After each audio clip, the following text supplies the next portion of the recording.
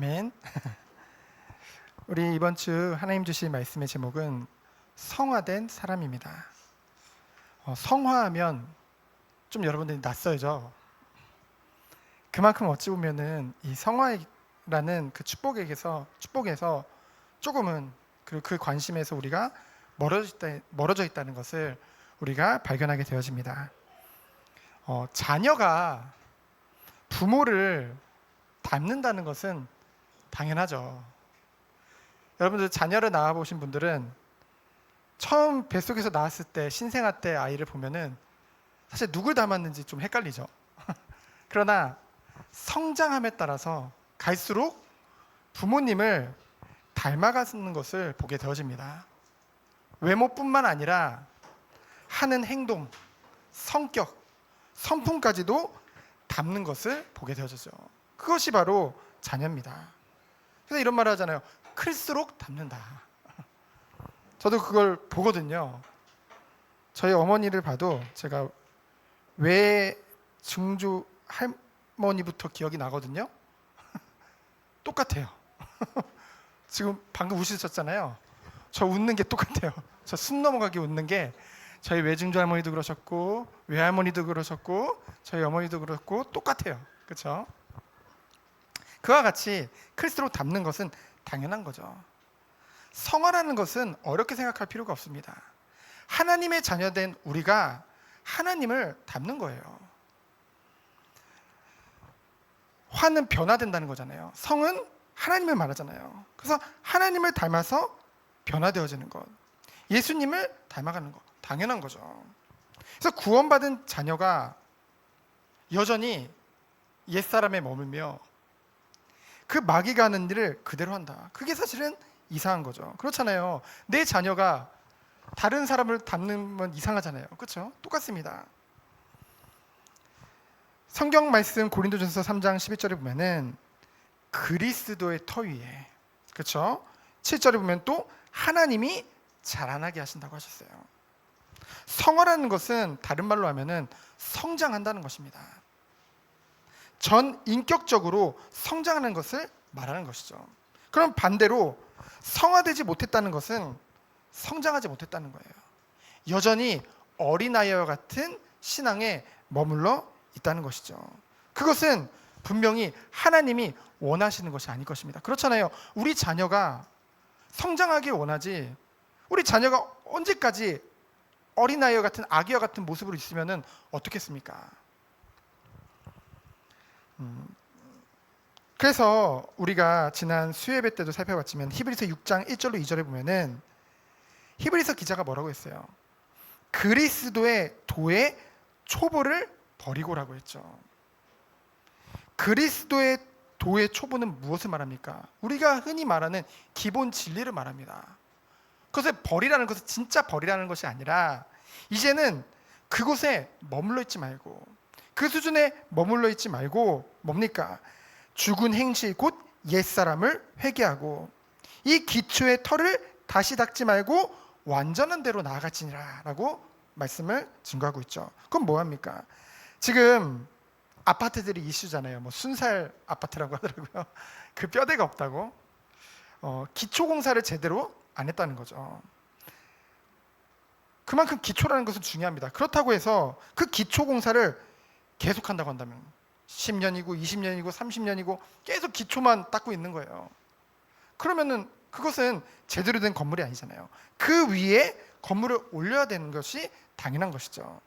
이와 같이 예수는 그리스도라는 그 반석 위에 하나님은 교회를 세우기 원하시고 가장 기초가 중요하긴 하지만은 그곳에 머물러 있는 것이 아니라 하나님은 정말 하나님이 원하시는 완전한 대로 우리 한 사람 한 사람이 나아가길 원하신다는 것이죠. 그 다음 정말 하나님이 준비하신 마땅히 자녀가 누릴 축복 속으로 들어가져서 어린아이와 같은 신앙에 머물러 있지 않고 이제는 장성한 자의 축복을 누리길 원하시겠죠. 그것이 바로 무엇입니까? 바로 성화의 축복인 줄 믿습니다. 그래서 우리 모든 성도님들이 이번 한 주간 이 성화라는 것을 마음에 담고 이 은혜 속으로, 이 축복 속에 들어가기를 예수 그리스도의 이름으로 축원드립니다. 그래서 첫 번째로 그리스도의 도입니다. 하나님의 은혜로 우리에게 주신 것이죠.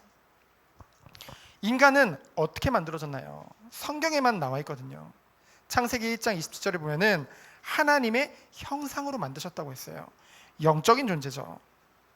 하나님의 형상인 인간은 자유의지를 가지고 그 하나님이 주신 언약을 지킬 수도 있고 안 지킬 수도 있었어요. 그래서 그 언약 안에서 하나님과 깊은 교제를 하며 세상을 정복하고 다스리는 존재로 인간을 창조하셨죠. 그래서 첫사람인 아담과 하와는 그렇게 만들어졌습니다. 근데 그들에게 문제가 생기죠. 창세기 3장 1절로 6절에 보니까 첫사람인 아담과 하와가 하나님과의 약속을 어기고 먹으면 반드시 죽는다고 말씀하신 그 선악과를 따먹게 되어집니다. 성경에 보면은 옛뱀, 곧 마귀라고 하는 사단이라고 하는 존재가 뱀 속에 들어가서 인간을 속인 거죠. 유혹한 거죠. 그 유혹에 넘어가서 그것을 따먹고 하나님 앞에 죄를 짓게 된 것입니다. 영이 죽어버린 것이죠.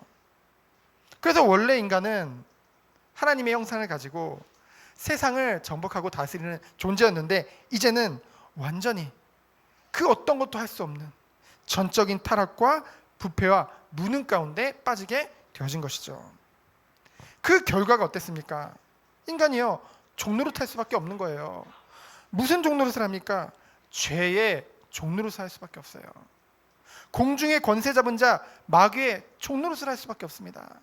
결국은 나를 넘어서지 못하고 내 정욕에 매여서 오직 세상에 종노릇할 수밖에 없는 것. 그것이 하나님을 떠난 인간들이죠. 그러한 사람들을 하나님은 사랑하셔서 은혜로 주신 것이 바로 복음인 줄 믿습니다. 인간 스스로는 그 문제 가운데 절대로 스스로 빠져나올 수가 없어요. 왜요? 전적 무능 가운데 빠졌기 때문에, 전적 부패 가운데 빠졌기 때문에 선이 없어요. 그래서 선하신 완전하신 하나님께서 우리에게 언약을 주신 것입니다. 창세기 3장 15절에 보니까 여자의 후손이 와서 뱀의 머리를 상하게 할 것이다. 그 언약대로 죄가 없으신 하나님께서 우리와 같은 인간의 몸으로 이 땅에 오신 것이죠. 그분이 누굽니까? 바로 예수님인 줄 믿습니다. 그래서 그 예수님이 인간의 몸으로 이 땅에 오셔서 나를 위해 십자가에서 죽으신 거예요. 여러분, 큰 죄인은 우리나라에 물론 사형제도가 없어졌지만은 뭐 중국이라든가 여러 나라에서는 여전히 사형제도가 있거든요. 죽음으로 그 죄의 값을 치르게 하죠. 우리가 지은 죄를 위해서 죄 없으신 하나님이신 예수님께서 대신 십자가에서 죽으신 것입니다. 왜요? 우리를 사랑하시기 때문에. 죄인된 우리를 위해서 예수님이 대신 죽으신 것이죠. 죽고 끝났나요? 아니요. 3일 만에 다시 부활하셨습니다.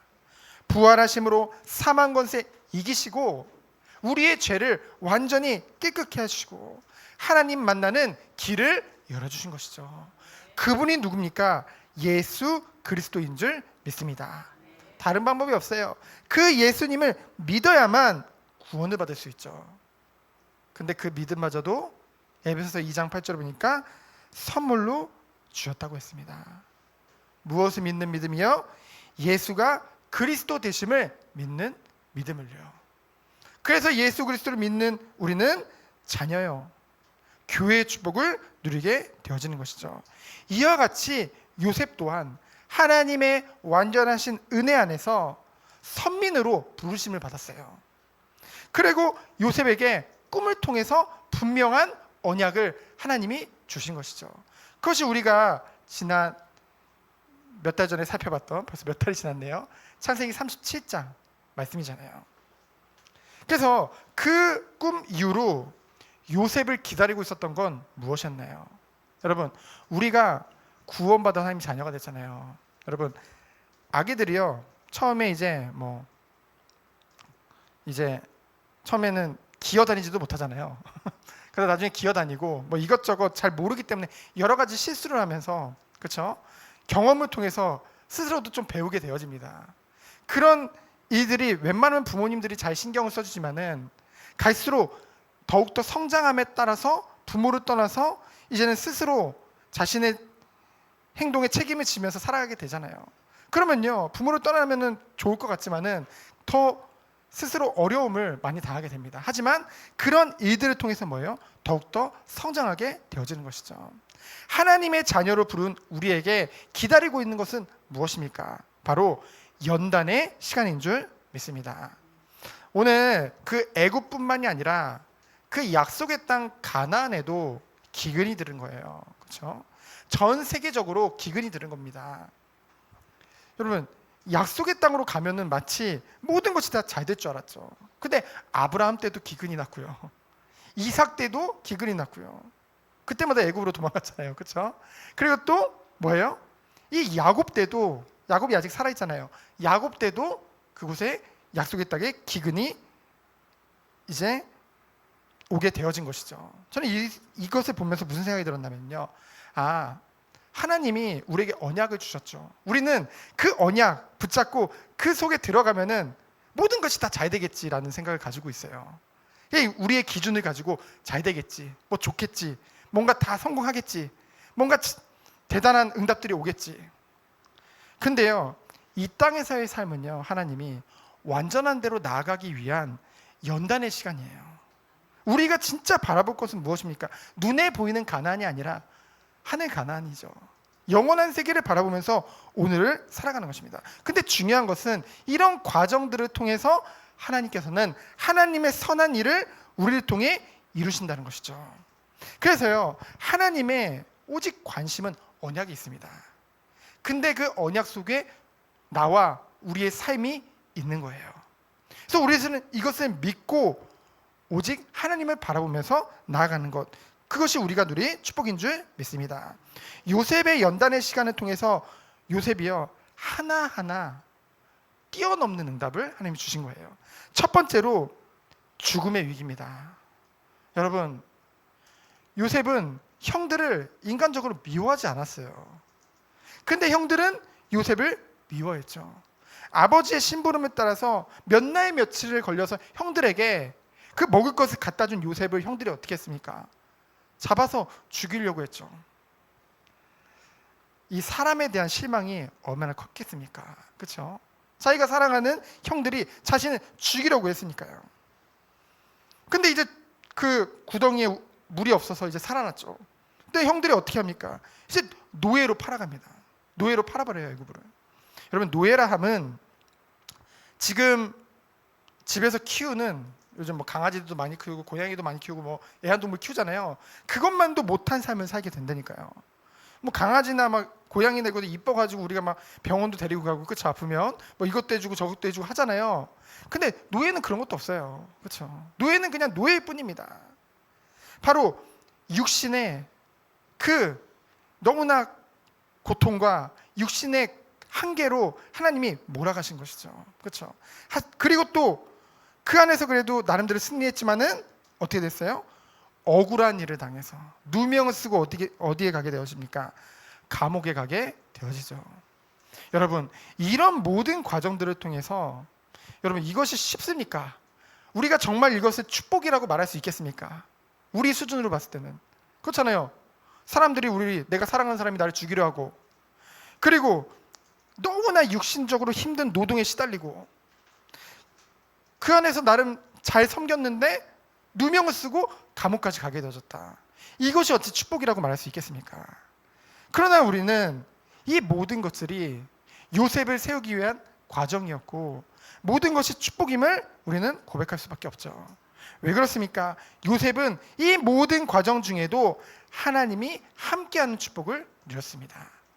하나님이 요셉과 함께 하심으로 그가 범사에 형통케 되어지는 축복을 하나님이 주셨다고 하셨죠. 이것이 완전히 요셉에게 사실화되어지는 응답을 주신 것이죠. 그래서 요셉이 총리가 돼서 막 전 세계에 쌀 팔면서 복음 전했다, 그런 것도 중요하지만은 그런 과정 중에 요셉이 받았던 응답을 우리들이 말씀을 통해 봐야 될 줄 믿습니다. 그래서 세 번째로 무엇입니까? 선한 일에 쓰임받는 요셉입니다. 오늘 42장 6절에 보면은 요셉이 37장의 꿈과 같이 형들의 볏집이 나를 향해서 절하더이다. 그 꿈과 같이 형들이 요셉을 향해서 다 절을 하게 되어져요. 그건 이제 응답받았으니까 끝난 겁니까? 아니요. 도리어 요셉은 알았어요. 무엇을 알았습니까? 저 같았으면 총리 됐죠. 여기 원수들이 앉아 있죠. 그럼 어떻게든 그 원수를 갚으려고 할 텐데 요셉은 어떻게 했습니까? 하나님이 먼저 나를 앞서 부르셔서 이 모든 것 가운데 은혜 주셨다는 것을 알았어요. 그렇잖아요. 우리가 정말로 하나님의 은혜로 오늘도 이 예배 자리에 있는 겁니다. 하나님 은혜 주시지 않으면 이 예배 자리에 올 수가 없어요. 그러면 우리는 그것으로 교만해야 되겠습니까? 이 예배 자리도 못 오는 사람을 판단해야 되겠습니까? 아니죠. 뭡니까? 오히려 하나님이 먼저 은혜 주셔서 나를 부르셨다는 것은 뭐예요? 하나님 앞에 먼저 빚진 거예요. 우리가 빚진 자예요. 여러분, 우리의 공로로 나의 의로 구원받았습니까? 아니거든요. 이 자리에 온 것도 내가 잘해서 온 겁니까? 아니거든요. 모든 것이 하나님의 은혜거든요. 그 중심을 가졌던 요셉은 어떻게 했습니까? 형들을 판단하거나 복수를 계획한 것이 아니죠. 도리어 그 형들이 자신의 죄를 스스로 회개하고 뉘우치고 하나님 앞에 설 수 있도록 심부름하는 것을 보게 되어집니다. 요셉은 이런 구속의 흐름과 그 모든 것을 다 봤던 것 같아요. 지난 20년 동안, 이제 노예로 팔려간 지 벌써 20년이라는 시간이 지난 거거든요. 그 20년이라는 시간 동안 하나님께서 요셉을 정말로 연단시키시고 정말 요셉을 하나님이 원하시는 그 성화의 축복을 누리게 하셨음을 우리는 오늘 본문을 통해서 보게 되어지죠. 요셉이 형들을 시험합니다. 이건 템테이션이 아니라 테스트죠. 하나님 우리를 시험하신 것 같이. 요셉이 어떻게 합니까? 형들 보고 너희들은 정탐꾼이다 이래 보내는 거예요. 여러분, 애굽이란 땅이 우리나라만 봐도 이제 삼면이 바다잖아요. 그러니까 어찌 보면 옛날 시절에는 이 바다가 뭔가 보호해주는 역할을 했거든요. 근데 애굽은 사방으로 뚫려 있는 곳입니다. 그래서 늘 적군의 침략을 받던 곳이었어요. 그래서 많은 나라들에서 정탐꾼을 보냈거든요, 실제로. 그러니까 요셉이 뭐라는 거예요? 형들 보고 정탐꾼이라는 거예요. 골탕 먹이려고 했을까요? 아니요. 형들이 스스로 어떻게 나오고 어떻게 변화되었는지 보기 위해서. 그래서 이제 대화가 이어지죠. 근데 11절에 보면은 형들이 뭐라고 합니까? 우리는 다 한 사람의 아들로서 확실한 자들이니. 예전 성경에는 독실한 자들이니라고 되어 있었거든요. 그러니까 한마디로 우리는 믿음 있는 사람이다, 신실한 사람들이다, 하나님을 믿는 사람들이다 스스로 고백할 만큼 20년 동안 형들도 변화된 거예요. 그렇죠? 예전에 인간적인 마음에 탁 쌓여서 오직 시기와 질투심에 쌓여서 그 동생을 미워하고 하나님보다 오히려 그 자신을 사랑했던 그 형들이 지금은 스스로 그 믿음을 고백하는 것을 보게 되어지죠. 그 20년이라는 시간 동안 요셉뿐만이 아니라 형들도 바뀌게 된 거예요. 그랬더니 요셉이 뭐라고 합니까? 아니야, 너희들은 정탐꾼이 분명하다. 그러니까 얘네들을 다 가둬라 해서 3일 동안 가둬요. 그리고 뭐라고 하냐? 한 명만 너희 아버지의 집에 가서 그 막내 동생 데리고 와라. 베냐민 데리고 와라. 그럼 내가 믿어주겠다. 근데 그 3일이라는 시간 동안 또 요셉이 마음이 변하죠. 아무래도 요셉도 사람이니까. 그래서 19절로 20절에 보면은 말을 번복합니다. 가족 사랑하는 마음이 있기 때문에. 그래서 뭐라고 해요? 한 명만 여기 두고 너희들 다 갔다 와라 라고 얘기를 하죠. 그 얘기 듣고 형들이 그 앞에서 뭐라고 합니까? 두 번째로 회개하는 형들이죠. 21절에 22절에 보면은 이제 지난 과거에 요셉을 노예로 팔아버렸던 그 장면을 회상하면서 자신들의 죄를 뉘우치게 됩니다. 여러분, 은혜 안에 있는 사람들의 특징이 이런 거예요. 은혜 안에 없는 사람들의 특징은요, 뭐예요? 뭔가 자신들의 뭔가 죄를 말을 하면은요, 어떻게 합니까? 오히려 뉘우치는 것이 아니라 도리어 반발을 하죠.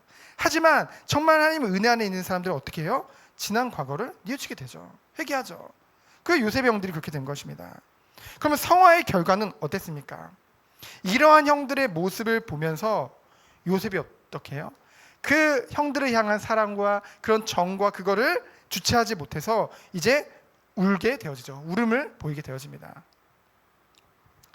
그래서 이 모습을 봤을 때 우리는 무엇을 알 수 있나요? 24절 말씀을 봤을 때 악을 악으로 갚지 않고 도리어 선을 행하는 그런 요셉의 모습을 우리가 볼 수 있죠. 그것이 성화된 자의 축복인 줄 믿습니다. 그러면서 25절에 보면은 이제 곡물과 돈을 그대로 다 넣어주죠. 이거는 형들을 트집 잡기 위해서 돈을 넣어준 것이 아니라 이제 가족들로부터 곡물값을 받는 것이 합당하지 않기 때문에 여기서도 정말 가족을 사랑하는 그 마음을 알 수 있죠. 그래서 28절에 보면은 그 결과가 어땠습니까? 그들이 딱 자루에 돈이 있는 걸 보고 뭐예요? 예전 같았으면 이거 어떻게 된 거야? 어떻게 해야 되지? 그래서 누구 때문이야를 찾았을 거예요. 근데 그것이 아니라 뭐라고 합니까? 하나님이 어찌하여 이런 일을 우리에게 버리느냐. 그렇죠? 그 사이에 성장한 형들을 보게 되어집니다. 그래서 특별히 33절에 보면은 이제 야곱이 많이 노쇠했잖아요. 이제 형들이 이제 야곱에게 돌아갔어요. 아버지 집으로 곡물을 다 가지고서. 근데 아버지에게 아버지를 배려해서 자신들이 3일간 감옥에 갇힌 것과 그 시몬이 우리를 대표해서 이렇게 붙잡힌 것, 그것을 말을 하지 않습니다. 그것을 그냥 숨겨요. 왜 그랬을까요? 그것은 어찌 보면은 아버지의 마음을 헤아린 거죠. 여러분, 예전에 제가 그런 생각이 든 적이 있거든요. 아, 누가 효자냐. 복음을 깨달으면 깨달을수록 하나님의 마음을 아는 자들이 정말 육신의 부모의 마음도 알 수 있는 거예요. 그렇죠? 그것을 제가 보게 되어졌거든요. 그래서 결국은 모든 사람들과의 관계는요, 하나님과의 관계가 회복되어질 때 모든 사람들의 관계가 회복되어진 줄 믿습니다. 그래서 하나님과의 수직적인 관계가 우리는 늘 그것에 집중해야 되는 거예요. 우리가 사람과의 오해가 생길 수도 있고 사람과의 문제들이 생길 수도 있습니다. 우리가 어느 현장에 있든지 그때 우리들은요, 그 사람에게 집중하는 것이 아니라 무엇에 집중해야 돼요? 하나님과의 나와의 관계에 집중하는 거예요. 그렇죠? 그 하나님과 나의 관계가 회복되면 모든 것이 다 회복될 수밖에 없는 것을 우리는 보게 되어지죠. 그러면서 장남 루벤은 어땠습니까? 예전에도 그랬잖아요. 막 요셉을 어떻게든 살리려고 하고 그 장자로서의 책임감이 있었기 때문에. 근데 이번엔 뭐라고 합니까? 내가 대신 갈 테니까 베냐민을 보내주세요. 내가 만약에 베냐민을 이곳에 다시 데려오지 못한다고 한다면 내 아들 둘을 죽이세요. 그렇게 확실하게 자신의 모든 것을 걸고 희생하는 그 모습도 보이게 되어지죠. 예전에 과거에 있었던 형들의 모습과는 전혀 다른 것을 우리가 보게 되어집니다. 저는 오늘 말씀 본문을 통해서 무엇을 깨달았냐? 그래, 요셉이 하나님의 언약대로 총리가 됐습니다. 그래서 정말로 그 시대의 재앙이죠. 어찌 보면은 오늘 새벽 예배 때 말씀에 나눈 것 같이 그 시대에 재앙이 온 거잖아요. 근데 그 재앙을 막는 응답도 받았지만은 정말 이 변화된 그리스도 안에서 변화된 그 성화된 요셉 한 사람을 통해서 요셉뿐만이 아니라 그 형들도 변화되어지는 성화되어지는 그 축복으로 안내했다는 것이죠. 그것에 심부름을 했다는 것이죠. 저는 이것을 보면서 그렇구나.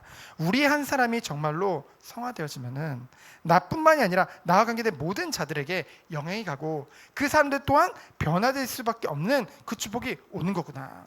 그것을 깨닫게 되어졌습니다. 그러면서 요셉은 정말로 이후의 말씀을 보면은 결국은 자꾸만 베냐민을 오라고 하는 것은 결국 뭡니까? 뭐 막내 동생이 진짜 자기 친동생이 보고 싶어서 그랬겠습니까? 그런 것도 있겠지만은 하나님의 언약이죠. 하나님이 언약하셨잖아요. 이들이 애굽으로 이주해서 이곳에 살게 될 것을 하나님이 분명히 약속하셨잖아요. 그 하나님의 선하신 그 뜻을 이루는데 선한 청지기로서 응답을 받는 것이죠. 우리 또한 그 비밀의 축복 속에 들어가길 원합니다. 그래서 우리 성도님들이 정말로 난 구원받았으니까 끝났어. 그것에 머무는 것이 아니라 정말 날로 그리스도 안에서 성장하여지고 장성한 자로 서서 정말로 나와 관계된 모든 사람들을 살리고 하나님의 뜻과 하나님의 언약을 이루는데 정말 심부름하는 모든 성도님들 되어지기를 예수 그리스도 이름으로 축원드립니다. 시간 기도합니다. 하나님 감사합니다. 한 주간 성화의 축복이 우리의 삶 가운데 있도록 날마다 은혜를 더하시고 축복하여 주옵소서.